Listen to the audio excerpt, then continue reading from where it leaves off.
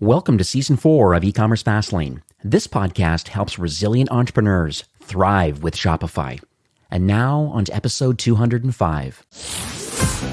You're listening to E-Commerce Fastlane, the podcast show to help you build, manage, grow, and scale a successful and thriving company powered by Shopify. Listen to real conversations with partners and subject matter experts as they share proven practical strategies, platforms, and the best Shopify apps to help you accelerate your business. The time is now for you to improve efficiencies, grow revenue, profit, and lifetime customer loyalty. Please welcome your host, startup founder, and strategic advisor, Steve Hutt. Today's episode is brought to you by Omnisend. If you're in e-commerce marketing and it feels like those weekly newsletters are no longer powering your growth, you're going to love Omnisend. With more than 3,000 five-star reviews, Omnisend is the go-to choice for nimble Shopify merchants who want to step up from regular email campaigns so you can actually start increasing your sales and not your workload. With Omnisend, you'll be launching pre-built e-commerce automation in no time, as well as intuitively segmenting customers based on their shopping behavior, and even trying out SMS or push notifications, all from the same platform. And the best part? Omnisend provides an immediate boost to your revenue while staying as easy as drag and drop email building, with automated emails averaging up to 40% of the total email revenue. So very compelling. Join Buchanan, Black Halo, and other high-growth Shopify brands that choose Omnisend to grow their e-commerce businesses on autopilot. Find out more about Omnisend and start free today. No credit card required. Well, hey there, it's Steve, and welcome back to the E-Commerce Fastlane podcast. Now, if this is your first time listening, this is an e-commerce show where we have honest and transparent conversations about building and thriving with your store powered by Shopify or Shopify Plus. Now, if you're an ambitious lifelong learner, which you probably are since you're here today, you're definitely in the right place. New episodes are available twice weekly with your favorite podcast players like Apple Podcast, Stitcher, Google Play, Spotify, and many more. You can also stream current episodes, including a very relevant back catalog. I think we're up to 205-ish episodes. There's a great back catalog there, a lot of amazing partners in the Shopify ecosystem, a lot of problems they're solving, a lot of great offers. So check out ecommercefastlane.com. Now, in today's episode, my guest is Tyler Murray. He's the co-founder and CTO of a company called Ghost Retail. Now, I'll give you some background on Tyler. Since 1993, he has led the global expansion and digital innovation for many brands like McDonald's, Universal Pictures, and even the Toronto Raptors. His vision in modern e-commerce and interactive shopping has helped power billions of transactions worldwide. That's with a B. Shopify, I know, has always been one of the core tools in his playbook and, for delivering a lot of these enterprise experiences, certainly at scale, including the early innovation in headless commerce and inventing the very first live shopping technology powered by the Shopify platform. That's why we have Tyler here today. He has successfully exited from multiple startups in e-commerce space, and Ghost Retail now is his latest innovation that has already captured the attention of many of the world's leading brands. We'll talk about them in a few minutes. It's certainly a next generation live video shopping platform. It really is helping retailers to tap into a new revenue stream. So it's a whole new channel. Please strap yourself in. I'm sure this is going to be a great conversation. I'm excited because this is something that's on my radar. One of the things we do in Shopify is that we think about Black Friday and Cyber Monday, and we try to think, what else can we offer the merchants in the Shopify Plus ecosystem? And one of the topics that I have on my whiteboard is live selling. And I know how important it is, and it's ironically enough, that's exactly what Ghost Retail does. So hi, Tyler. Welcome to E-Commerce Fastlane. Hey, Steve. Awesome to be here. I'm looking forward to this conversation because I think we got a lot to unpack. We do indeed. So I mentioned a little bit at the top that you've been involved in a lot of things along the way, and I love the journey. We'll get into the specific founder journey in a moment, but let's just talk about the platform first, just more on a high level, just so we can dip our toes in the pool a bit about what does Ghost Retail do? Why is it being built, being iterated upon, and then what sort of problems do you believe the platform is solving for Shopify brands? Sure. Well, Ghost Retail is the world's first enterprise level one-to-one live video shopping platform. What we do is create a complete in-store experience online, all the way from discovery to checkout. So what that means, quite simply, is our technology powers the ability for customers to, from wherever they are, interact with associates in store, and most importantly, check out and add products to the cart in real time. So it completely synthesizes the worlds of live video, which is an incredibly powerful platform, and all the learnings that we all know today about the power of e-commerce. Bringing those two things together, I think, is something that a lot of brands are starting to take a peek at. And our platform is trying to align with some of the world's top brands to take some of their learnings and apply them to the problems they're solving with their customers. Yeah, no, I love it. Let's talk about the origin stories. I think it's always fascinating. You know, I dabbled a bit at the top of the show about things that you've been involved in, but I think there's a team of people. You're one of the co-founders, and so we'd love to understand a little bit about that, how all these pieces came together. We all have kind of unique backgrounds. You guys have all joined in together now. Where did the desire and the expertise come from to even want to build this platform? Well, the foundations of any startup are pretty important. For us, the foundations became in helping leading global brands for the past 2 decades get up online from the very early days in the late 90s of getting their first websites built, through the evolutions of having those websites be on mobile phones, which was a challenge to get people to convince them to do at the time, all the way through e-commerce and the early inventions and problems that was solving. So we, for many years, have kind of been behind the scenes working with these global brands as kind of a Navy SEAL team executing at the highest level and learning from them of all the high-scale problems that they have around interacting with customers, releasing products to mass market, having it scale to millions and millions of people without crashing.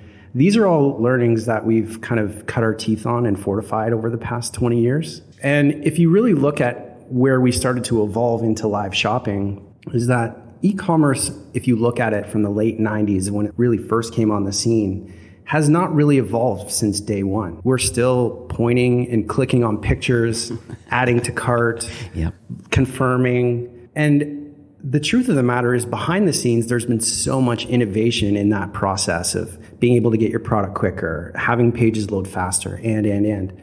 But the actual experience has not evolved. But when you look at the in-store experience, it's evolved dramatically. Like if you took a look back at, let's say, a Foot Locker store here in Canada, 20 years ago, the in-store experience is dramatically different. The displays, the lighting, the ambience, the experience is completely different. But if you go to any retailer website, the process of actually engaging with their products and checking out has not really evolved. So our view here is that we're interested in the fact that that evolution, I think, is due.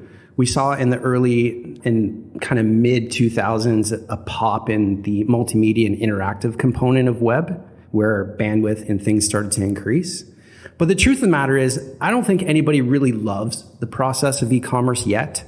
I think they like the result when they get their product, hopefully. Yeah. But nobody talks about website experiences the same way they talk about movies or TV shows or TikToks these days. And yet, it's the most highly interactive medium that exists. So we started tugging on this process and looking at the early days of video shopping, which we saw coming over from Asia, where Alibaba and Tmall were doing these incredibly interactive experiences. But the end-to-end part of it, of actually checking out, was a bit of a challenge. You kind of got ejected out of the experience to go shop, kind of traditionally on their website at the end of the day. So we started looking at how you synthesize those to actually have the checkout experience baked into the live shopping experience. And for the past few years, we've been trying to unify what happens to somebody when they're shopping in the store and how can we replicate that online. For example, when you go in to shop into a store, you are attracted by the ambience of the lighting, the displays. You come into the store, you start shopping into a department, somebody comes to help you, and they get you the size, fit, quality of what you're looking for, and then check you out, which is one of the most important aspects. So Ghost brings all of those things together. It brings the experience of traditional e-commerce and getting as close to what we all kind of want, which is the touching feeling aspect of what live video can provide, and the power of the associate or the person that actually knows the product. Not somebody that's random that you're reading reviews from somebody you don't know, but an actual person that knows the brand, can enter you into the world of the store. And for us, that's really, really interesting. It's interesting about the live stream kind of idea, because you're right about what's going on in China. I always look to them to see like what's going on over there, and obviously WeChat and just using messaging apps and stuff. That's the central way of communication, and a lot of purchases are all happening. And we know that's the migration that's happening. You just think of the investments that Facebook and Google are doing and other really large brands thinking about the messaging in general, and why SMS is so popular now with so many customers and merchants. And so it's very interesting. So other than the China effect, like why do you believe that this live streaming and this live stream shopping, why do you believe it's coming so popular? Is this a pandemic fueled kind of like opportunity? I'm just curious from your perspective. It's not pandemic driven, although the pandemic has, I think, made people a lot more comfortable being on video. It's kind of unified the ability for people to talk and not be nervous about being on video, which we're all kind of experiencing over the last couple of years. Yeah, definitely. But this rise in video shopping has been evolving for 6 or 7 years over in Asia. What we're seeing now, though, kind of in the North American side and still over in Asia, is that everything is one to many, where one person is broadcasting to hundreds or millions of people all at once with one product. In this act of talking at people, I think, although it's interesting, we're not seeing the expected really significant lifts that we see with a one-on-one personal interaction. So you take the learnings of what we're seeing over in Asia with talking at a mass group of people and allowing them to chat with each other. The conversion rates do go up, but they're not significant to the point where everybody pokes their ears up and go, I have to get into this. What we're seeing when you have a one-on-one personal interaction where you can solve my problems as a consumer, I can ask you questions, I can look at the scale and size of a product. We've all probably had the experience where a package shows up at our door for something we've ordered and it's completely the wrong size that we expected it to be. Yes. Yeah. So this live video component, I think, introduces something that has never really been possible before due to bandwidth and technology limitations. But for the first time, customers are able to bring brands into their worlds to show them their spaces. If you're shopping for a bed, here's the room that I'm looking for. And we've been trying to solve it with augmented reality, but there's nothing more authentic than a live video experience where you can interact with the customer, find out what they really are, have a chat with them, and they can actually look and see the product, the exact product that's going to arrive at their door when they integrate it. So there's a lot of exciting possibilities. It's really first gear here with live video. Many brands and many of your listeners are probably hearing or thinking about this for the very first time. Yeah. It kind of reminds me of a practice that a lot of retailers are doing. And there's a brand called Endear out there that does clienteling is kind of what their market. I think they're a Plus Technology partner. But what's interesting is that they don't go down the video road. What they do is, slice and dice and segment up their customer data kind of geographically. And then they figure out, the communication channel the customer wants to be communicated on, being it email or SMS, and offer kind of local promotional things for their quote unquote book of business, like their commission salespeople probably, or, they're just kind of part of your job description, but that's the clienteling part of just more digital towards your quote unquote, the customers that are maybe yours for that location. And I see how this is a much different thing. I like what you said, talking to many different people, like one to many. You're right. There's a little bit of kind of yelling going on. I've watched a few of these videos and just the things people are selling, they're usually selling one off. It feels like the home shopping club where they're just kind of like really excited. And I've even seen some videos where they pan back. I've seen the education that there's even schools in China that they can teach you how to do live video correctly with your ring light and how to interact with it. But at the end of the day, you make a great point. It's really the one-to-one. You want to create that relationship with the customer. I would imagine that the conversion lift must be significantly higher if both parties are willing to say, no, I want to talk to somebody in this particular retail location, like live right now, and discuss something that I'm interested in buying. And we'll talk a minute about, does this have to happen in the store, or can it happen at home or studio? I think there's some interesting nuances here that I don't even know about yet. So just would like to throw that back to you and just saying, like, am I going down the right path here about this one-to-one and the conversion lift opportunity? Well, right now, I think we've all bought into this myth that on e-commerce, a 2 to 5% conversion rate is a home run. If you took those same metrics in a live shopping environment and somebody walking into a store, and out of 100 people that walk into the store, only 2 people are checking out. Yikes. The business would be wouldn't survive. Right. So I think it's time to change and try new things. With the partners that we've launched so far, we're seeing a 700% increase in conversions. Wow. Okay. We're seeing a 2 times increase in basket size because the person you're talking to is knowledgeable about the product and learning about you. If you're looking for camping equipment, for example, you have the opportunity to interact with the customer, and the associates can upsell in a way that they haven't before. If you're selling shoes, got the shoes, maybe you need the protective spray or the socks. These type of interactions don't happen online in traditional e-commerce because you're depending on the customer to do that self-discovery. We're also seeing some really interesting metrics around the reduction of returns. As you can imagine, the more education you can give to a customer about what they're buying, see the material, the real fabric, the real scale, and the real quality of a product, it reduces returns. We all know there's a big problem in returns right now, and brands are losing a lot of their margin by having to return their customer product. And most of them, if they're large enough, are doing this for free. Also, which is another interesting thing, is that bad actors for fraud are much less likely to show their face on a live video using a fraudulent credit card. And all of these metrics are kind of the North Star for most brands when they're looking at their e-commerce as whether it's successful or not. What's my conversion rate? What's my basket size?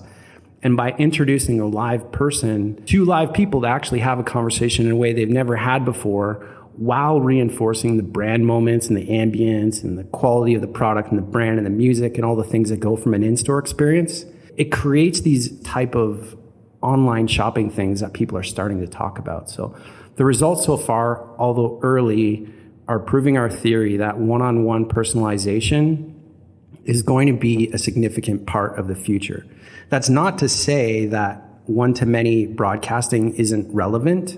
I think the flow is going to be social media to mass broadcasting to boiling those down to one-on-one conversations. Yeah, I'd argue too that maybe reviews and UGC, this user-generated content, which is, necessary, I think, on a product details page for a traditional e-commerce site. I think that certainly adds the social proof to let people kind of push them over the edge. But you make a really good point, 2 to 5% conversion rate based on having all of those things in place, having a Shopify store, having, a Shopify payments and Shop Pay or Shop Pay installments kind of turned on, and then having proper reviews and things on your website. These are just like table stakes right now. You just have to have all those just to get the 2 or 3% conversion rate. But you're suggesting that slowly people are understanding the value.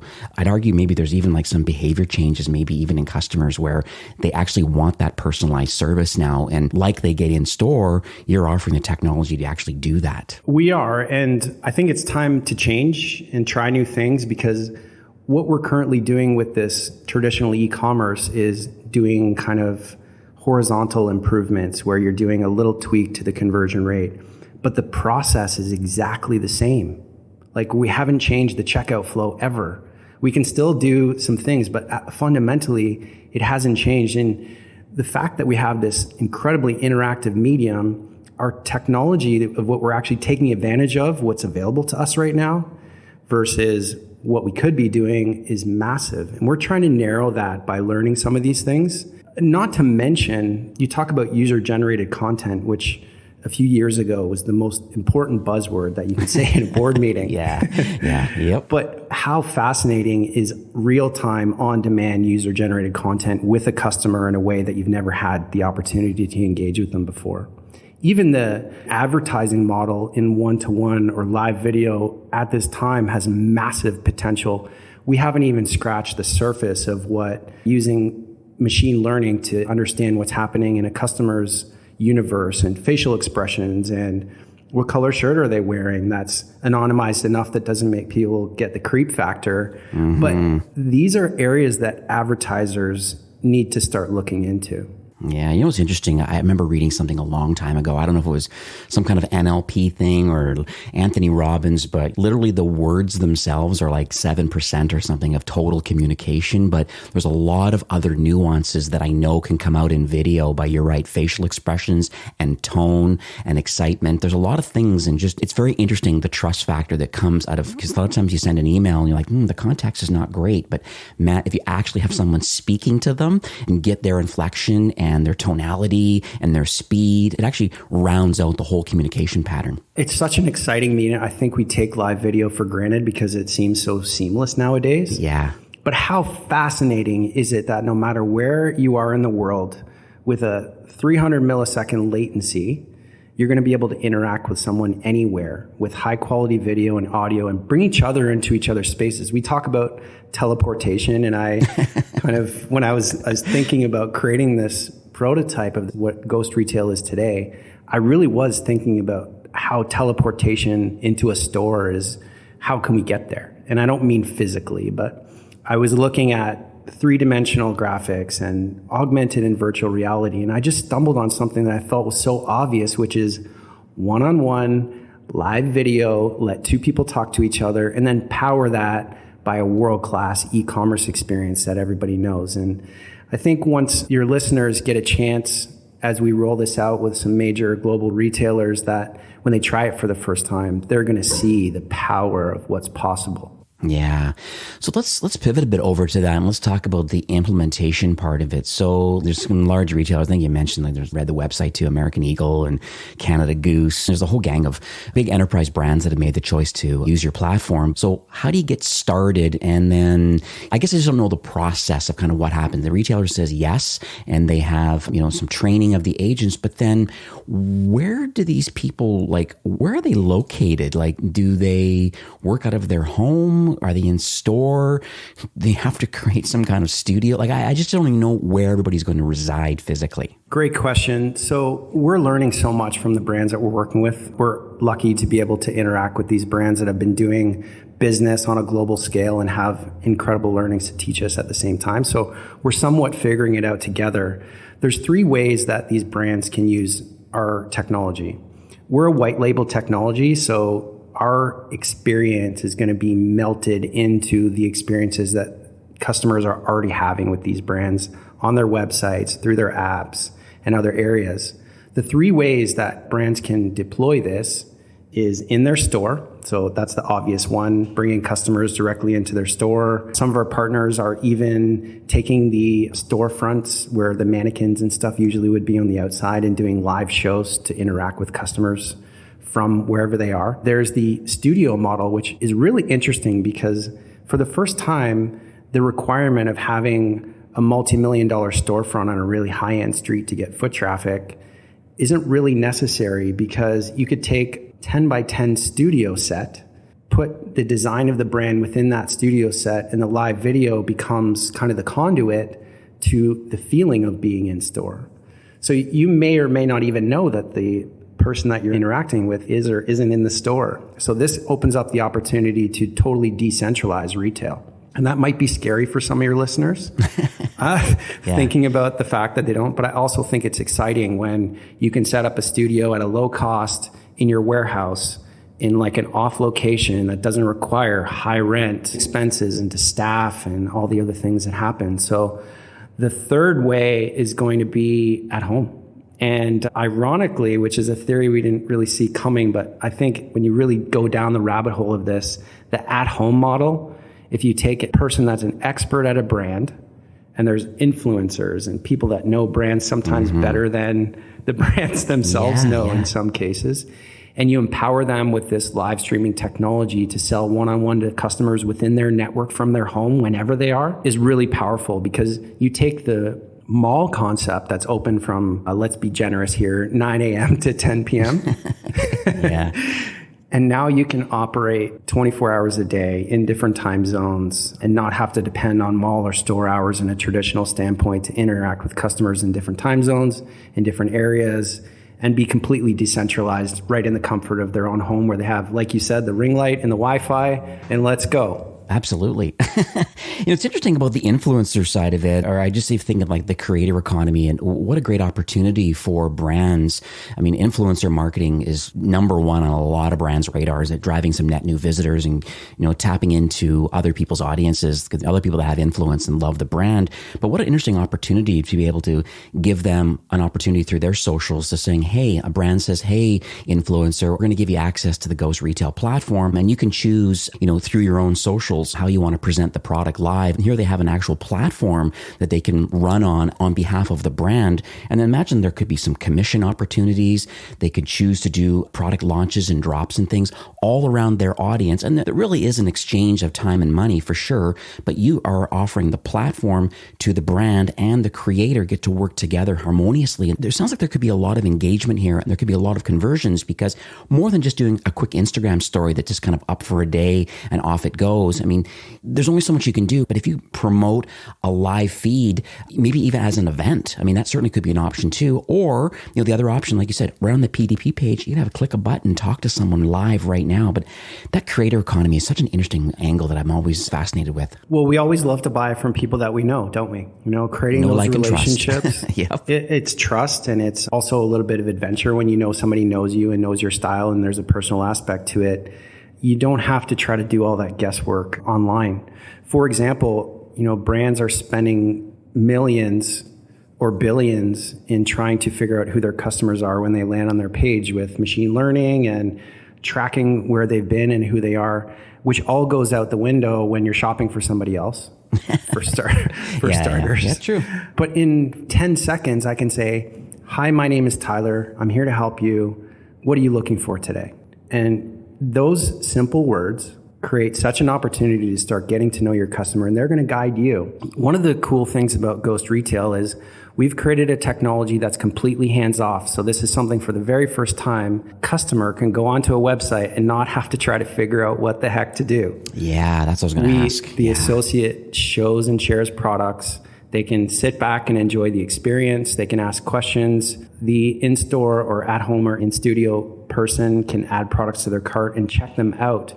They can do all the heavy lifting, which is what they do in the store. And for the first time, it's creating this hands-free shopping experience, which I think gets us a little bit closer to what we all really want. Absolutely. What's interesting too, would there be a need for a customer to download an app or do anything? Or is this just a seamless experience for a customer to show up on the page somewhere and there's a link somewhere on the website to talk to somebody live? A lot of times with Zoom and other different types of tools and things, there's wait a second, I got to download this thing and activate it and create an account. And so just would like to understand the workflow of a customer's perspective. Yeah, we're definitely not trying to introduce new friction points in the shopping journey. We're trying to smash them completely down. All right, good. Our technology is baked within the technologies of the enterprise brands that we currently launch. Now, this is not to say that on a timeline that we're not going to be working and interacting with small to medium-sized enterprises, but we're trying to move forward at a faster pace by learning from the global brands that are out there mixing it up in many different categories across health and beauty, obviously fashion and apparel, food and beverage, automotive, and so on. And talking about Shopify, one of the aspects that I think your listeners should be trying to move towards here is you got to start integrating directly with the brains of the brands or the companies that you're working with, integrating into their warehouse management systems, into their ERPs. And as you go to a major brand, those problems get more sophisticated. The great thing about Shopify is it does a lot of that heavy lifting for you. So we're integrated into Shopify, where the platform can pull product inventory and kind of provide the full experience. We do it headless. However, the back-end technology of what Shopify provides gives us the template to be able to do so.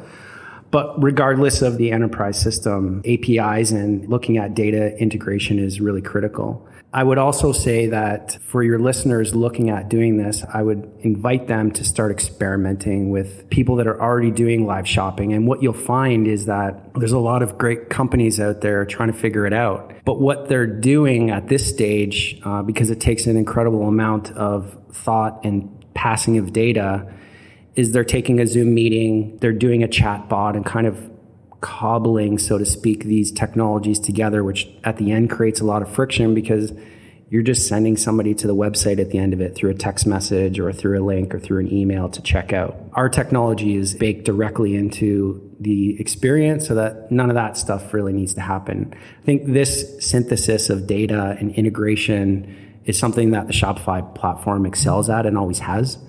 And we're looking at using that type of information and learning on a daily basis with Shopify. One thing too that I think is important to note is whenever I recommend a technology for a brand, like I said, I have a pretty large book of business that I manage in Shopify. And, whenever I say, hey, I've just, interviewed this company and I think this might be interesting for you, one of the first questions that come back is, do they play nice with our existing tech stack? And it sounds like what you've just mentioned is the short answer is yes, because, it's baked right in, your API driven headless kind of doing your thing.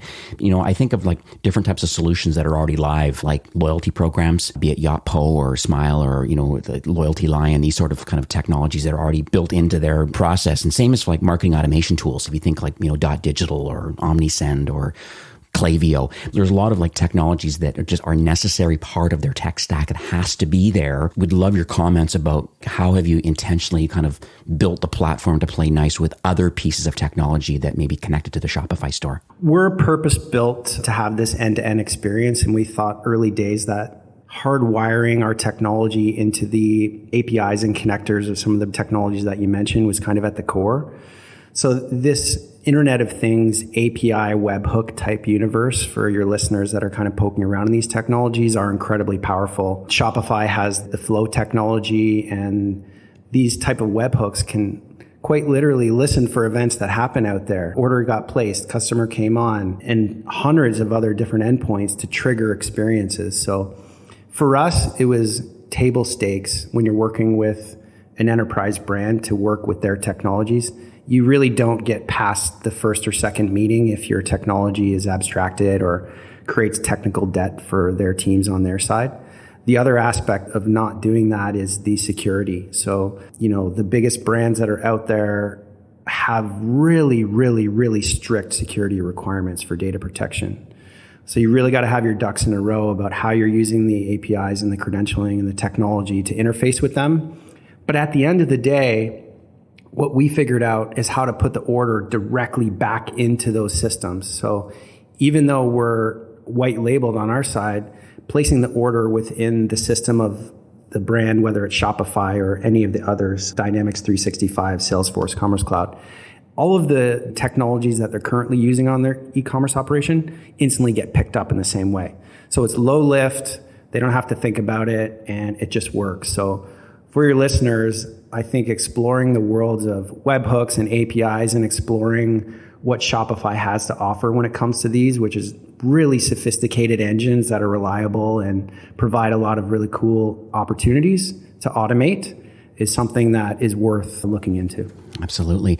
So let's pivot a bit to a story, because I think it's always interesting to me. I know you're newish on the marketplace, but you also have a lot of large enterprise brands that are really taking this platform for a spin and finding some great success. And hopefully I'm not putting you on the spot here, but I love the education and the inspiration that comes out of a story. I think it just helps motivate us. And it also makes brands think about, can I see myself with that sort of technology? And like, when do I begin to start kicking the tires to figure if this is something for me?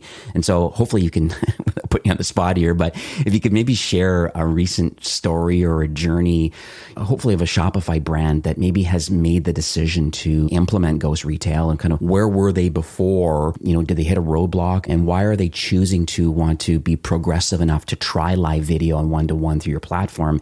And then maybe what was the outcome on the other end of implementing the solution? Sure. I can talk in general aspects of some of the partners that we've launched so far with American Eagle and Canada Goose, and Toronto Raptors and Maple Leafs are powered by the Maple Leaf Sports and Entertainment brand, and they have integrated directly into Shopify. So we're neurally networked when it comes to Shopify and Ghost with that organization. The use case for them, I think, is obvious, where the pandemic certainly amplified the fact that no fans could come into the stadiums, that they had all this space and all this retail space within the organization that couldn't necessarily be taken advantage of just due to limitations and restrictions. So for the first time, I think brands like them are thinking about how they can take advantage of these in-store experiences and bring them out and bring customers directly into their worlds. American Eagle also is seeing some great early success by empowering their influencer networks. So they're one of the ones that are really taking advantage of influencers and associates. There's a great debate around what's better and what converts more. Somebody who's an influencer that is obsessed with a brand, or somebody that's been trained to know the brand. I'm looking forward to seeing how that plays out, but ultimately it shouldn't be one or the other. American Eagle was one of the first platform brands that came to us, and we're really proud to have them as part of our learnings and part of our results so far. So people are loving it from a customer standpoint on all aspects. The associates in store are loving it, and the marketing and the brand teams are seeing live video as a completely new way to play within their customer base, and we're just scratching the surface. I mean, the pace car is still on the track when it comes to, to live video, and certainly in one-to-one, you're going to have a hard time finding very few experiences that excel in one-to-one, if any. So I think that we have a great opportunity, all of us together, for everybody who's listening, to push forward and challenge the people that were providing these online experiences to take a look at what's possible with live video, and even just to get started. And I could tell you the results and the excitement is something that I really haven't seen for a number of years. And I'm not saying I've seen everything, but in 30 years of being in the technology space and seeing almost every evolution of technology, this one I'm really, really excited about. Yeah. You know, it's interesting. I remember Harley Finkelstein, the president of Shopify, he is very public about what happened through the pandemic and stuff. And, you know, there's been a lot of research and stuff that he has released. And one thing that he talks a lot about how brands are winning is just this concept of resiliency, and just the fact that, you know what, we're not going to stick our head in the sand. You know, we're not going to chase every shiny object, you know, for sure. However, live video has proven to be a value, certainly the one to many for sure in Asia, but I also see the benefits of what you guys are building, and it's okay to stick your neck out and have a plan of kind of what you're doing. And I applaud you for making decisions to align yourself with Shopify, because it's very clear that from a direct to consumer perspective, and some of the massive brands that are on Shopify and just the massive growth of the platform, it's very clear that this is something that I think resilient entrepreneurs and brands really want to execute on, at least look into it and find out, hey, I don't want to miss the boat here, and I want to differentiate my brand to others in the marketplace. And so it's clear that some of these large enterprise companies have made that decision, and that, you know, is going to have a trickle down effect. And that's the reason why I have you on today, because I know there's a lot of Shopify Plus brands that are in your sweet spot that have the capacity to want to try something new, and you have the white label solution to do that sort of thing. So I want to talk about Q4, because I think one thing that's important based on this release, we're really, 4 or 5 weeks out from BFCM. And I think there's a lot of things on a lot of brands' radars right now in the Shopify world, the supply chain, fulfillment side of it, and just the customer experience overall. I just was curious if you could recommend anything to brands. I know this is kind of like late in the kind of BFCM world, but as it relates to your platform or live streaming in general, like what are you recommending, or what are you seeing out in the wild right now about what brands should be doing? Well, I think it's important to be experimenting right now. What we see in technology since the beginning really is that once you have enough people on the dance floor, everybody scrambles to catch up. And the music is already playing in Asia. It's making its way through Europe. And by the time it really hits North America, it's going to be really loud. So I encourage everybody to start looking at and trying live video with brands that are out there. Even if you don't buy, go and try an experience of a brand that's doing it, and start seeing what the potential is for your own brands. Looking at what's happening for the Christmas season, I still think that there's time to do some of the early groundwork to experiment with some of that through the holiday season. Do a little A/B testing on whatever platform you can get your hands on at this time to do so, even if it is the primitive version of Zoom calls, etc. So on one hand, you can see the experience. On two, that you can understand the friction and the technologies that all need to work together to make it happen. So I think everybody needs to go into a really deep research phase right now to understand that this is coming, that you can't stop it, and that it's time to get ready. Okay. All right. That's awesome. So let's talk about the future for the platform. You know, it's very clear that there's likely a roadmap of things that, you know, these enterprise brands, I think that's part of your testing process, is like, hey, we've got a lot of ducks in a row and it's working quite well, and we're very happy. You gave some great stats here of the increased conversion rate and the basket size increases. So it's very clear the technology is working, but that also means that there's some iteration over time. So just be curious to understand kind of where are we today? What do you believe 22 is going to look like? Is there any partner alignment or innovation. I guess it's nice to get warm and fuzzy saying, hey, we're here today and here's what we're doing. We're aligning ourselves with Shopify, but like, where are we going to be a year from now? Just so brands understand that, hey, yes, we do this great now, but here's where I believe the future is headed with our platform. Well, what we're going to see right now is as brands try this out, they're going to start understanding what the power of it will be. For us, we can see very few retailers in North America are even experimenting or understanding what they need to do with live video. They're already working on their plan from Q1 of the previous year to execute now. Those ideas are going to shift into what's next, what's new as new planning comes and the big events of Black Friday, Cyber Monday, and Christmas holidays move into, okay, how do we prepare our brands for the future? So to provide some context, the top 1,000 e-commerce retailers in North America did more than $4 trillion in sales last year, with their web accounting for like 20% of that, not to mention at a 2 to 5% conversion rate. Right. So we have such an amazing opportunity to start taking advantage of new technologies like Ghost and like live video, and Shopify becomes a brain for a lot of that stuff. And I'm being very complimentary to Shopify, which I'm sure Toby will love. But at the end of the day, the technology, the platform, the foundations of facilitating, knowing your customers, getting the order out the door, automation, Shopify stands as one of the few on earth that have the capabilities to do so. And for people like us, allows us to build the experience layer on top of all that technology and interface with it easily and securely. So I think retailers are going to start positioning themselves over the next couple months of definitely looking at live video. We hope to continue to be in front of many of them, innovating and being those first few brands on the dance floor so that people can follow and see what the opportunities really can be. Love it. So how can people learn more about the solution and maybe their potential next steps to vet the solution? I would encourage everybody to go check out ghostretail.com. An obvious one, if you want to check out, you can push the book a demo button. As of right now, we're enterprise focused, but we're gearing up to see what all those learnings can really look like for the mass market and for smaller retailers. So that would be a great place to start, ghostretail.com. Beautiful.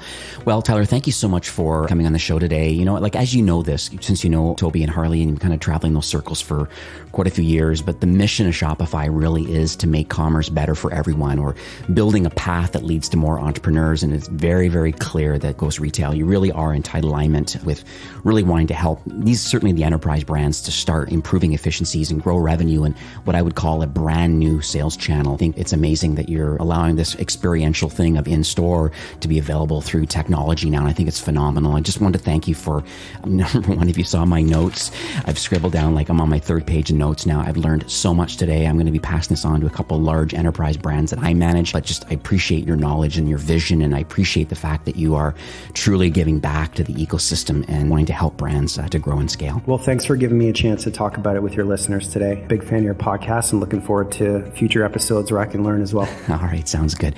All right. Have yourself a great day. Okay. You too. Today's episode of E-commerce Fastlane is brought to you by OmniSend. Now, OmniSend is an email and SMS marketing platform built for nimble Shopify merchants who want to increase their sales, not their workload. Full Shopify integration, pre-built automation workflows, intuitive segmentation, and best part, no code editing makes it easy to get up and running without diving into the nitty-gritty details, of course, unless you want to. Now, more than 70,000 e-commerce brands use OmniSend to grow their businesses on autopilot, converting their customers with quick-to-build, highly relevant emails and text. Find out more about OmniSend and start free today. No credit card required. Well, that's it for today's episode. I'd like to thank you, a loyal listener of E-commerce Fastlane. It's my hope that this podcast is offering you a ton of value through growth strategies, tactics, and exclusive insider tips on the best Shopify apps and marketing platforms, all with my personal goal to help you build, launch, grow, and scale with Shopify. Thanks for investing some time today and listening to the show. I'm so proud and excited that you have a growth mindset and are a constant learner. I truly appreciate you and your entrepreneurial journey. Enjoy the rest of the week and keep thriving with Shopify.